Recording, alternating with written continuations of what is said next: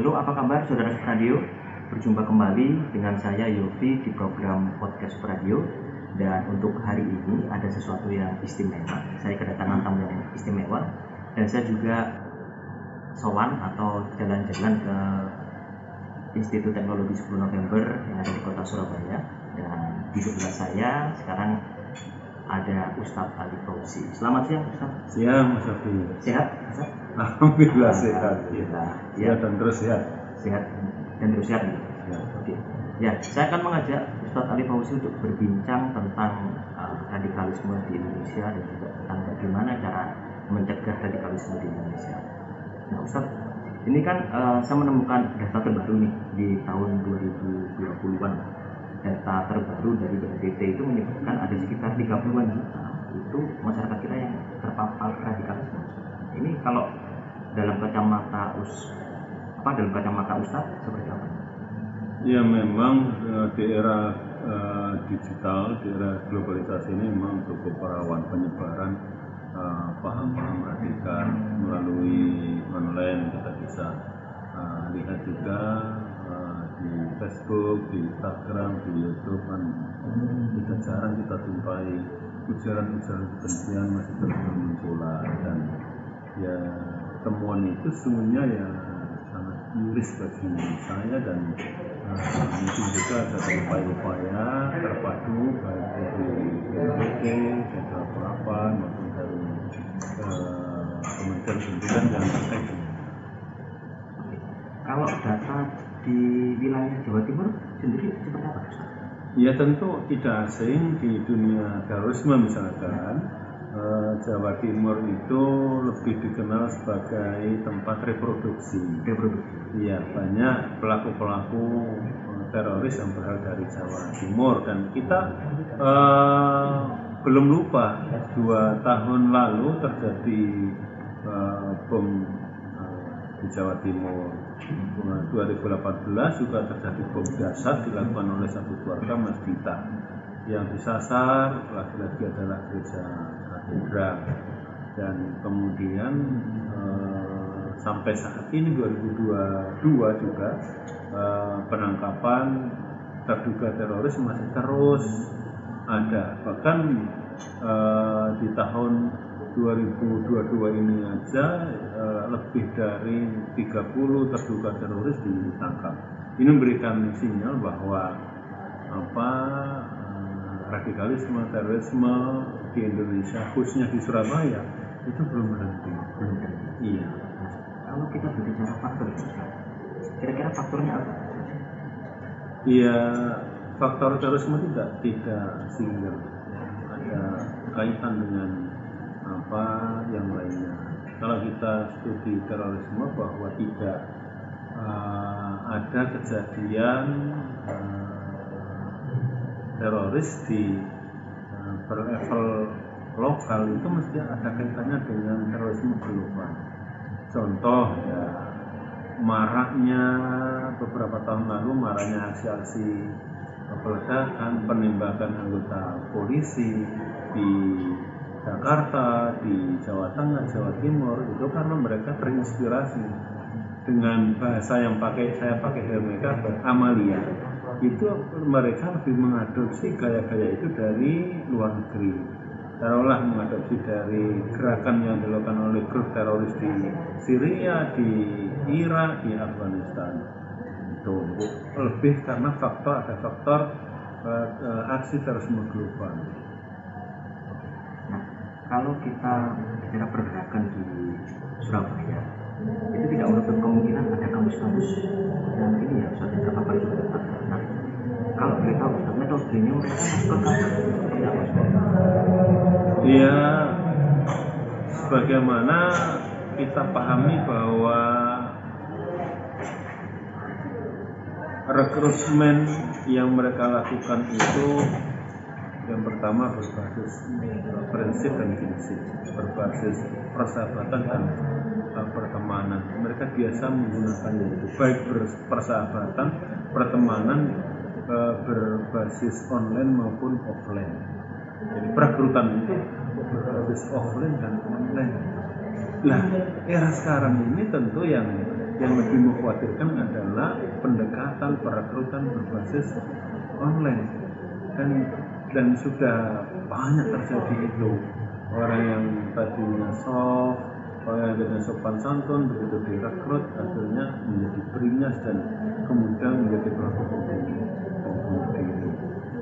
itu. Jadi pendekatan yang dilakukan oleh mereka itu kemudian mengajak anak-anak muda, termasuk tidak sedikit mahasiswa yang kemudian terikut grup ini. Kalau bicara tentang range usia, rata-rata dari mereka yang direkrut untuk menjadi calon-calon ini, range-nya di usia berapa? Ya, di usia produktif sekitar 25 sampai 35, dan belakangan ini memang grup ini lebih fokus pada rekrutmen yang punya latar belakang pendidikan yang baik, mahasiswa di Surabaya. Tidak akan saya sebut ya, ada banyak juga mahasiswa yang bukan hanya menjadi anggota biasa, tapi kemudian setelah masuk menjadi leader grup ini, bahkan kemudian yang bersangkutan jadi eksekutor, menjadi hacker, dan bukan sedikit, hasil uang itu miliaran ya. Mereka tentu ya di dalam memilah target itu ya sudah ada proyek di sendiri. Kalau mahasiswa biasanya ya dimanfaatkan intelektual mereka ya, baik untuk program-program digital, program-program berbasis online ya, itu yang mereka lakukan. Dan ada juga yang rekrutmen di masyarakat sipil, di desa, di kota, itu mereka punya job-job sendiri. Nah, Ustadz kan sekarang sebagai ketua Yayasan Lingkar Perdamaian. Nah, dari apa yang sudah Ustadz lakukan selama ini, awalnya sebenarnya sampai bisa mendirikan Yayasan Lingkar Perdamaian itu? Ya, saya memahami secara psikologi mereka bahwa mereka nggak bisa hidup sendiri. Maka saya pun kemudian membuat kelompok alternatif supaya ketika mereka keluar dari lapas tetap juga bisa hidup bersama. Kami hidup bersama dengan memberikan yang sama seperti pada kelompok sebelumnya. Kalau kelompok teroris itu memberikan dua, support moral dan support material, maka kami juga memberikan hal yang sama, tetapi tentu berbeda. Kalau muatan-muatan kami ini adalah cinta negara, cinta Polri, cinta TNI, dan cinta sesama. Berbeda dengan mereka yang terus memandangkan kebencian, kemarahan.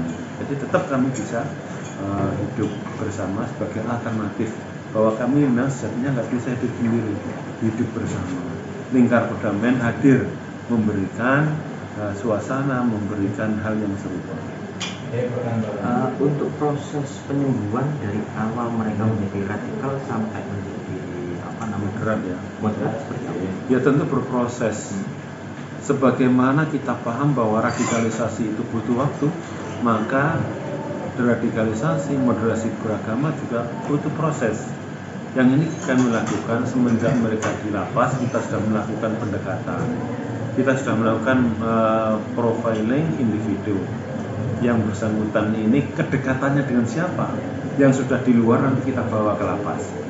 Biasanya itu kalau sudah dekat dengan kawan itu, nah dari pintu itu kita melakukan pendekatan, kita ketemukan dengan teman-teman yang akrab dengan yang bersangkutan, baru kemudian kita bicara, kita tanya gimana anak istri kamu, kita kaget ya, kita bertanya anak istri itu. Dari situ kita kemudian tawarkan bantuan pada anaknya, sekolah di mana, mondok di mana.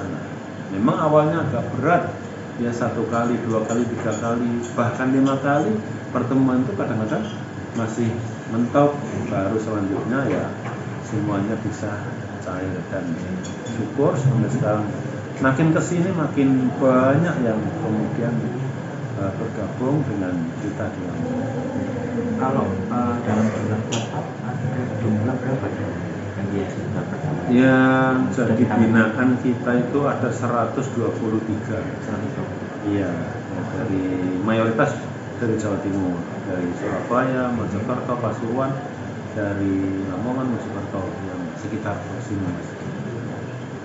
Satu pertanyaan terakhir, apa pesan untuk semuanya buat masyarakat kita supaya Indonesia ini bisa menjadi damai? Ya tentu berdamai dulu dengan diri sendiri, baru kemudian berdamai dengan orang lain. Berdamai dengan diri sendiri dulu, baru kemudian berdamai dengan orang lain. Selama kita belum bisa berdamai dengan diri sendiri, tidak ada harapan kita bisa berdamai dengan orang lain. Damaikanlah dirimu, kamu akan menemukan kedamaian. Ya, saudara radio, itu tadi perbincangan saya Yofi dengan Ustadz Ali Fauzi, mantan instruktur bom Jamaah Islamiyah dan juga pernah bertugas di wilayah Muro di Filipina Selatan. Dan saya akan mengucapkan banyak terima kasih untuk Ustadz. Sama-sama. Ya, yang sudah salam buat keluarga, salam juga buat kawan-kawan, salam damai Indonesia. Salam damai Indonesia. Dan saya juga mengucapkan terima kasih kepada Institut Teknologi 10 November yang ada di Kota Surabaya yang sudah memberikan ruangannya untuk kita ngobrol bareng bersama dengan Ustadz Ali Fauzi. Dan kita akan berjumpa kembali di podcast radio dalam edisi yang selanjutnya. Sampai jumpa.